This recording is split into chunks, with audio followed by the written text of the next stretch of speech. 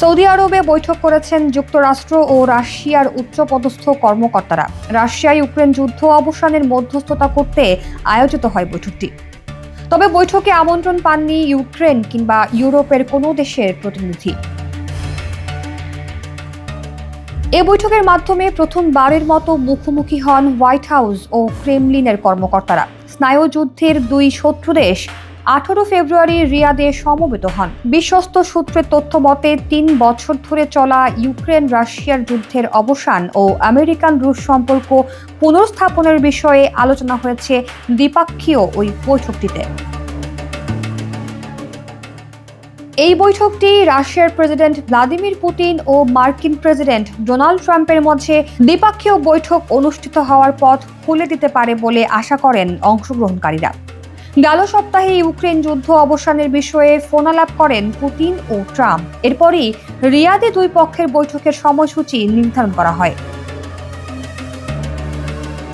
তবে বৈঠকে ইউক্রেনের কোনো প্রতিনিধি না রাখায় দেশটির প্রেসিডেন্ট ভলোদিমির জেলেনস্কি হুঁশিয়ারি দিয়ে বলেন, কিয়েভকে ছাড়া কোনো শান্তি চুক্তি মানবে না ইউক্রেন। তিনি বলেন, সার্বভৌম দেশ হিসেবে আমাদের অংশগ্রহণ ছাড়া আমরা এই ধরনের কোনো চুক্তি মেনে নেব না। রাশিয়া যুক্তরাষ্ট্রের বৈঠকের বিষয়ে উদ্বেগ প্রকাশ করেছে ইউরোপীয় ইউনিয়নের দেশগুলো। তাদের ভাষ্য, ইউরোপকে পাশ কাটিয়ে যুদ্ধ অবসানের আলোচনা এই মহাদেশের ভবিষ্যৎ নিরাপত্তার জন্য ঝুঁকি তৈরি করবে।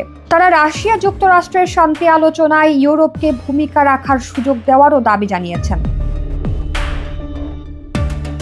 রিয়াদে বৈঠকটি শুরু হওয়ার আগে সংবাদ মাধ্যমের প্রতিনিধিদের ডেকে নিয়ে দৃশ্য ধারণের অনুমতি দেওয়া হয়। পরে কেবল দুই পক্ষের প্রতিনিধিদের উপস্থিতিতে রুদ্ধদ্বার বৈঠক শুরু হয়। বৈঠকে পুতিনের পররাষ্ট্র নীতি বিষয়ক উপদেষ্টা ইউরি উশাকভ ও রুশ পররাষ্ট্রমন্ত্রী সের্গেই ল্যাভরভ এবং যুক্তরাষ্ট্রের পররাষ্ট্রমন্ত্রী মার্কো রুবিও, জাতীয় নিরাপত্তা উপদেষ্টা মাইক ওয়ালজ ও ট্রাম্পের মধ্যপ্রাচ্য বিষয়ক বিশেষ দূত স্টিভ উইটকফ অংশগ্রহণ করেছেন।